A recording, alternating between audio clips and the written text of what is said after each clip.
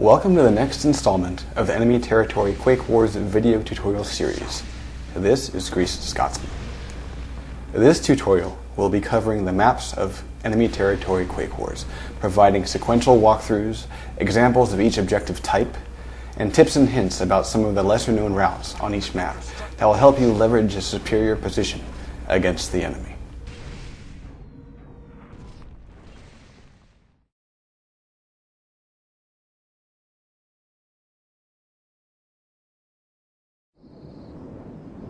Valley is a GDF attack map and has four main objectives.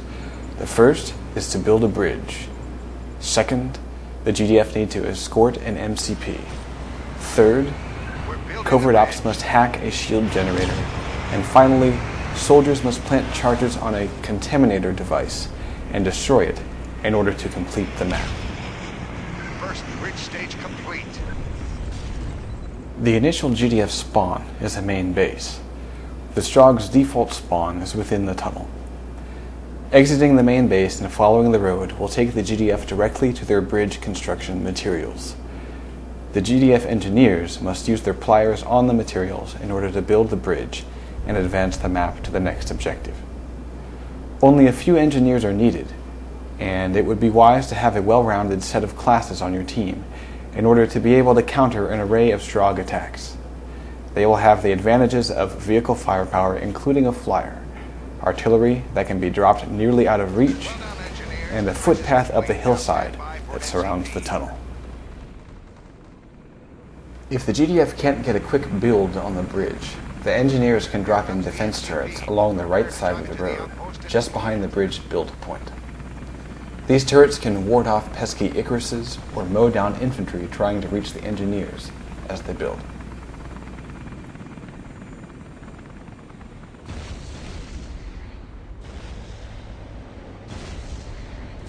Once the MCP has been airdropped into place, the GDF must drive it to the outpost. The route the MCP should take is marked with green arrows as shown here. However, as long as you can return to the path or reach the outpost within 30 seconds of leaving the road, it is possible to drive the MCP off course to take a shortcut or avoid Strog defenses.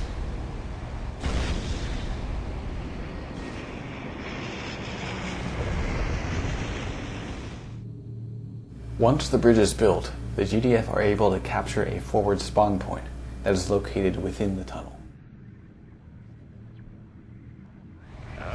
To escort the MCP successfully, the GDF will need to clear a path through the Strog defense turrets while also dismantling their fire support and vehicles. On top of that, the engineers repairing the MCP from damage must be protected and revived. Here, the GDF was able to clear the road of Strog turrets, so taking this route was a fine choice. However, if the Strog still had several AVTs in play along the main route, the MCP driver could have turned left just outside the tunnel and taken the MCP to the outpost using an alternate off-course route. Airstrikes from field ops, deployable sniping from rocket soldiers, and a well-timed hack on a Strog artillery interceptor turret that allows the GDF to drop in a hammer or other artillery will help the GDF capture the outpost. Completion of this objective is all about communication, coordination, and knowing when to move the MCP. Sometimes it's not worth risking an engineer's life on the repair if a strong Strog defense remains. Finding a balance between the firepower needed to push back the Strog and having enough engineers and medics poised ready to repair the MCP once they get an opening can be difficult and will take practice.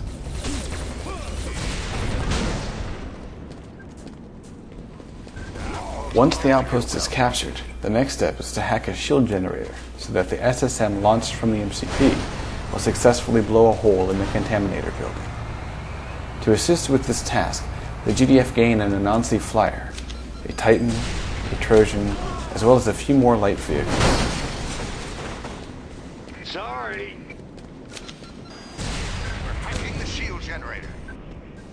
One of the first things the GDF will want to do is to capture their forward spawn point, as there's a lot of ground to cover between the outpost and the hack point. This forward spawn should also be a high liberation priority for the Strogg to help keep the GDF off their backs. There are several routes to the shield generator. Depending on how well entrenched the Strogg has become, the GDF may need to make use of all of them in order to force their opponents to spread themselves thin in an attempt to cover all contingencies.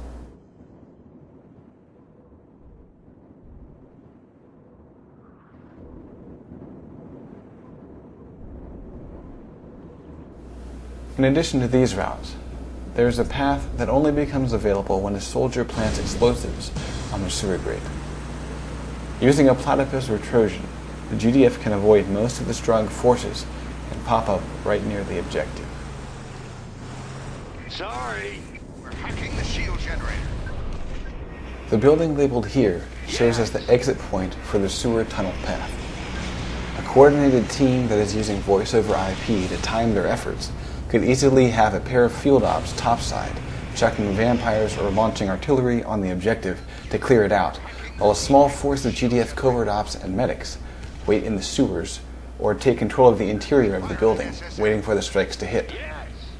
If done well, the GDF will be ready to pounce on the hack point the moment the field ops unleash their firepower. Our SSM blasted the contaminator building wide open. Eat that, Strogg! With the contaminator. When the shield generator has been hacked, a soldier can drop into the sewer area and climb a pair of ladders to gain quick access to the final objective.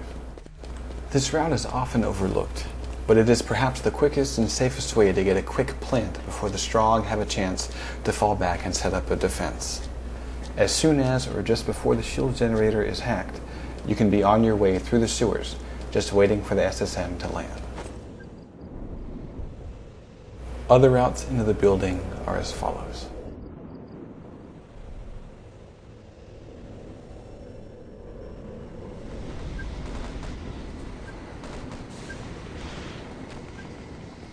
No!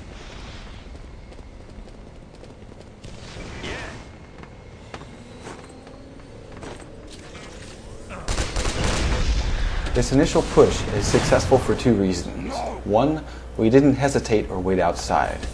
As soon as the SSM was fired, we all changed classes and were ready to move as soon as the way was clear.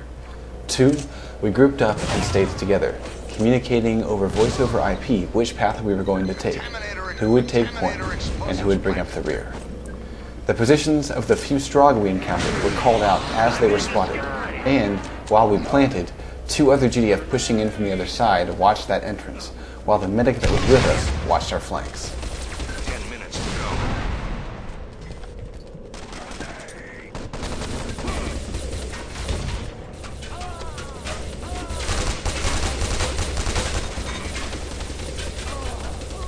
Well played.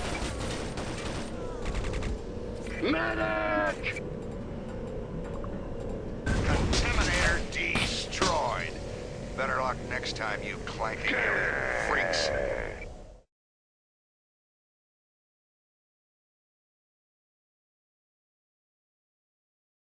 Outskirts is the GDF attack map.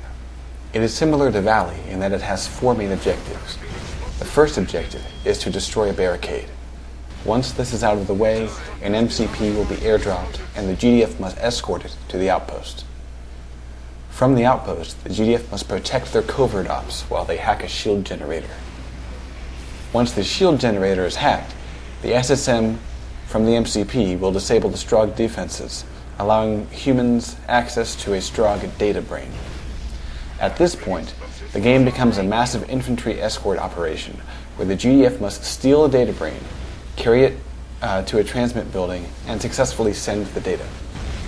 The Strogg must prevent the GDF from doing so at all costs, and will need to weigh their defensive options between covering the pickup site or the transmit point. When the GDF carrying the data brain is killed, they will drop the brain, giving the Strogg a chance to return it instantly to the pickup point if they touch it. Another GDF can grab the loose data brain and continue carrying it towards the objective if the Strogg can't reach the data brain in time.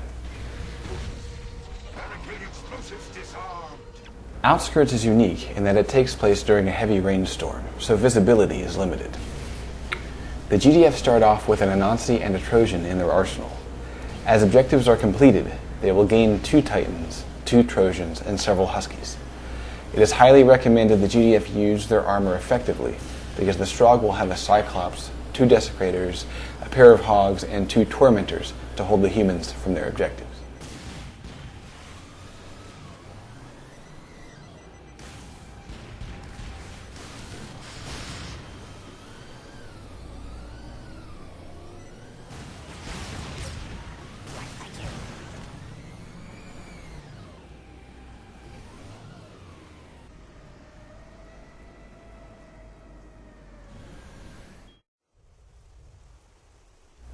When the GDF spawn for the first time, they have 2 main exits from their base.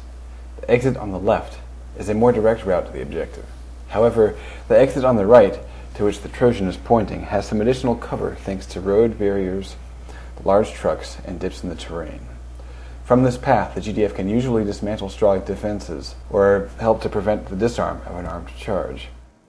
Because the Strogg spawn so close to the objective, it's usually a good idea for the GDF to push their forces up to and even behind the barricade. Also, a charge does not have to be placed on the front side facing the GDF spawn. Soldiers can make their way inside the ruined building and place the charge on the other side. It's up to the GDF to exploit whatever plant location is weakest. We destroyed their barricade. Here comes the MCP. Prepare to drive it to the outpost and deploy it.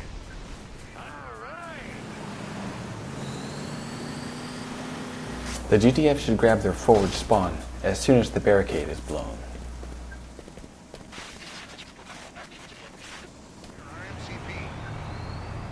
Once the MCP is deployed, the GDF gain a Titan and a Trojan. They should bring all of their vehicles into play at this point, especially the Anansi and Trojan from the initial spawn. The success of the MCP escort will often hinge upon how well the GDF use their armor. The Strogg, on the other hand, should make solid use of all of their deployment spots, especially the ones just behind the barricade near the turn in the road. These will usually hold the GDF long enough for other defenses to be set up closer to the outpost.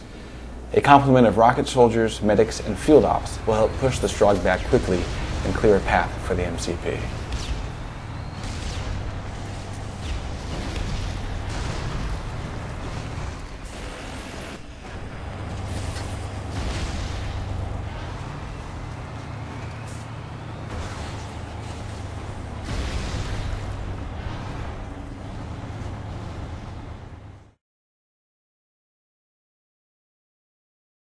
The MCP route to the outpost is shown here.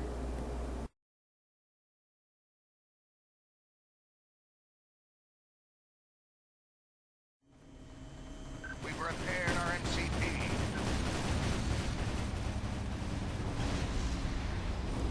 Once brought to the outpost, the MCP's SSM will be blocked by a shield generator. Hacking this generator becomes the next main objective for the GDF. Generator stopped our SSM. There are several routes to this hack point, but first the GDF should grab their new forward spawn.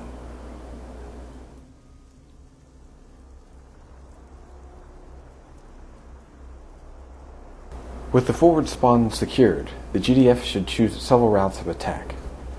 A large building separates the GDF spawn area and the hack point. This building will provide both cover and height advantages. Getting taps on the shield generator should prove fairly easy, but the lemming approach is never favorable. Pushing your forces up to and past the objective to keep the Strogg busy will assure the hack is successful. Strogg that neglect to push their forces past the shield generator and prevent the Covies from reaching it will find this objective lost very quickly.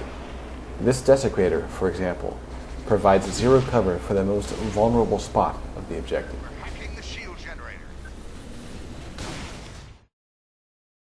There are several routes to the shield generator. Here are a few. Securing the roof of this building can provide the GDF with a huge advantage over the Strogg, so it should be a primary concern.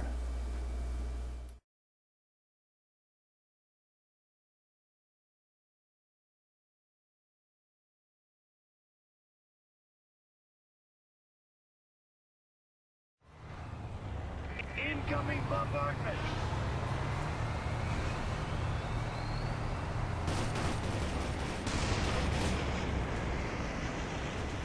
And as always, be sure you're bringing up your heavy armor from previous spawn locations, as they can be the key to cracking a Strogg defense. Enemy armor spotted!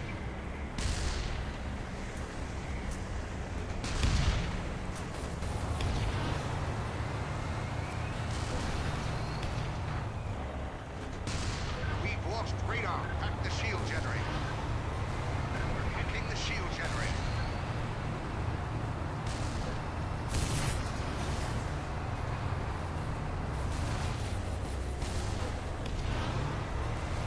We're hacking the shield generator.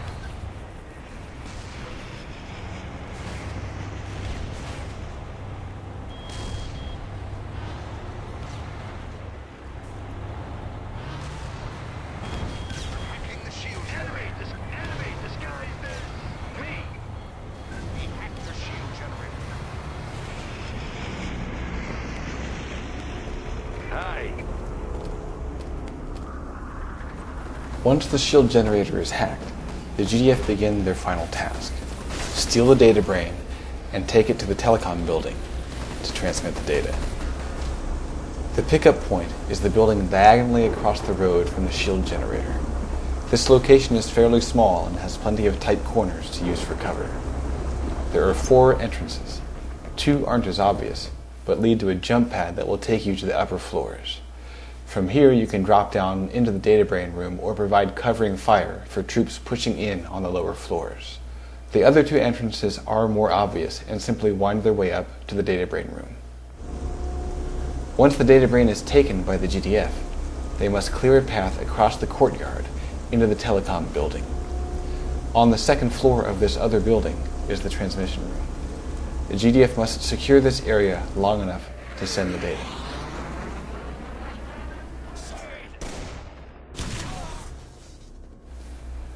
Making the way there with the data brain can be tricky.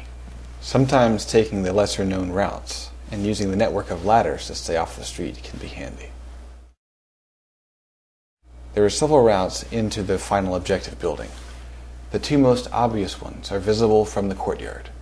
However, there are entrances on the side of the building near the water and along the side closest to the Strogg spawn. Also, once inside, there are 4 stairwells and a long hallway that connects 2 of the entryways.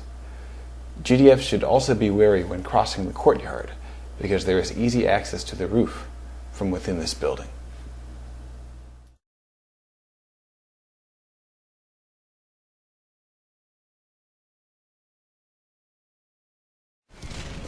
The biggest piece of advice I can give to the GDF for this objective is to slow down. Far too many times I've seen the carrier rush into the final room without making sure it was free of Strogg. Watch how this team does its best to clear out the area before going for the transmission, even though they have less than a minute to go.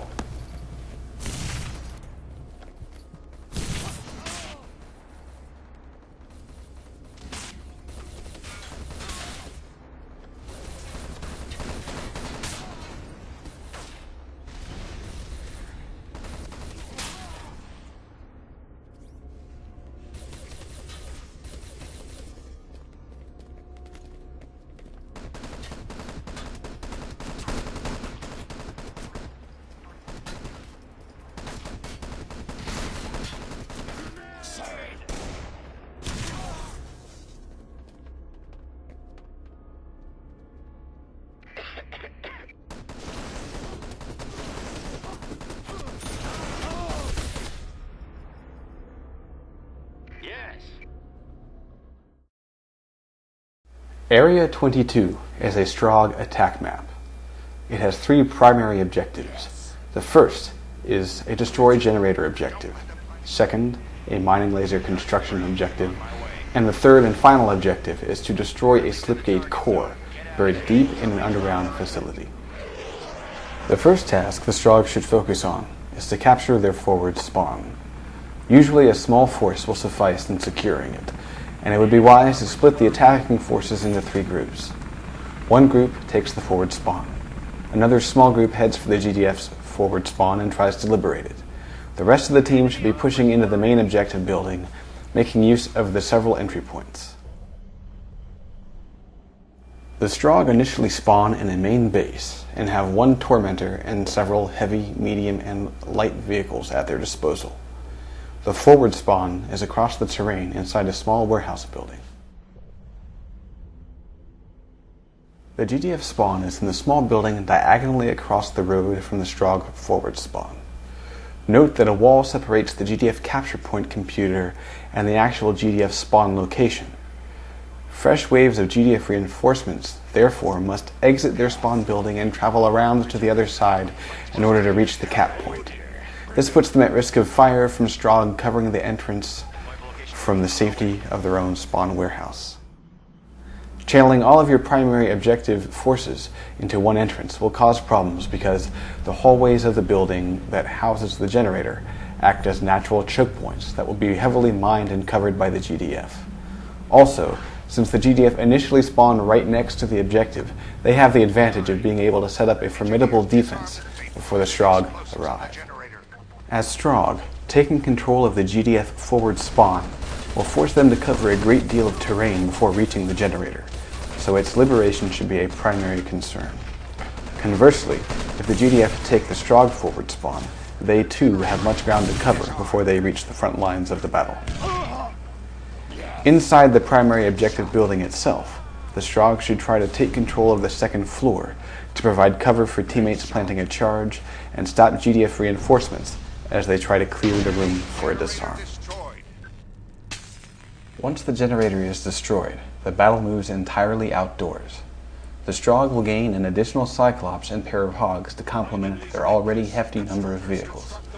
A few moments after the generator is blown up, a mining laser will drop into place a fair distance down the road. From the generator building, the Strogg will be taking the road that leads off to the right of the former GDF forward spawn point. If given enough time, the GDF will be able to set up several defense turrets that will slow Strogg advancement on the objective. Use of the Tormentor and the many heavy vehicles available to the Strogg will help dismantle these threats.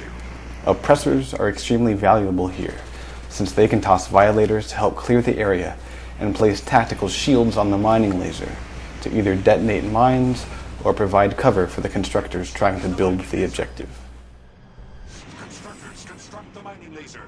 Both the Strogg and the GDF should not forget to use the surrounding hills to support their team.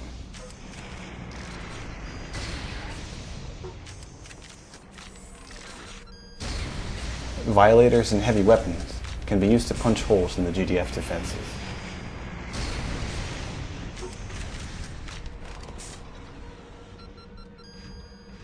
We're constructing the mining laser. Here, the rockets from a pair of aggressors, a well-placed Violator, and the bombardment of a Cyclops in siege mode quickly take down the GDF defenses and create an opportunity for the constructors to build.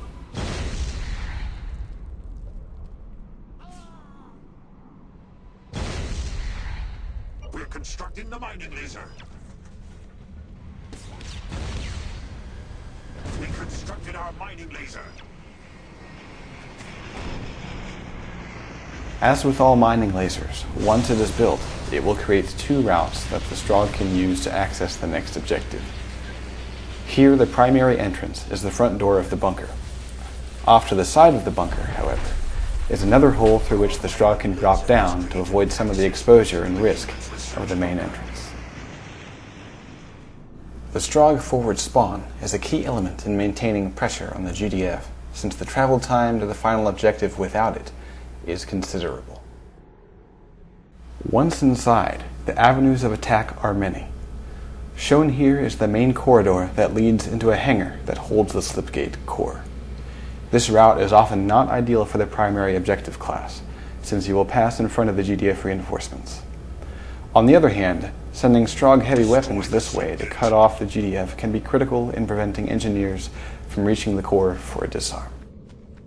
In addition to the several hallways the Strogg can take to reach the slipgate core, another path can be opened by a Strogg aggressor planting explosives at the service door. This path has several advantages. It is the shortest route to the objective from the Strogg forward spawn. It provides a height advantage, allowing the Strogg to survey the core room. And finally, a large piece of equipment hanging near the doorway provides a bit of cover from GDF fire. If this cover is augmented by oppressor shields, it can be a useful staging point, as well as a nest from which the Strogg can protect the planted charge with grenades and hyperblaster rounds. Thanks. Defend the slipgate. Sorry.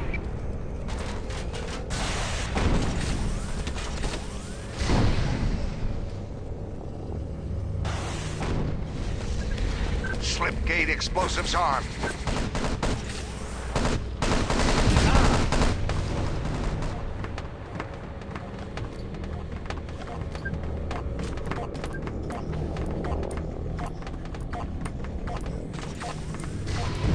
Slipgate explosives disarmed.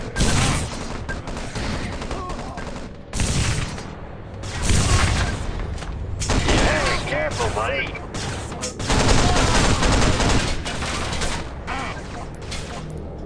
Slipgate explosives disarmed.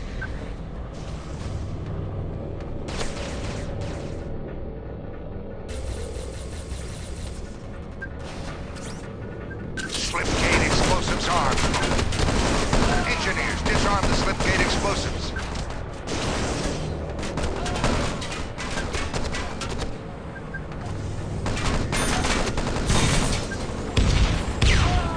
Quiet.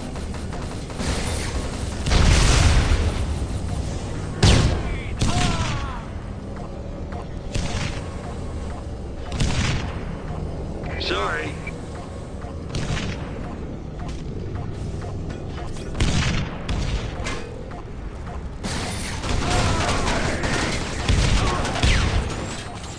Slipgate is rendered incapable of use by the human food. The Macron is pleased.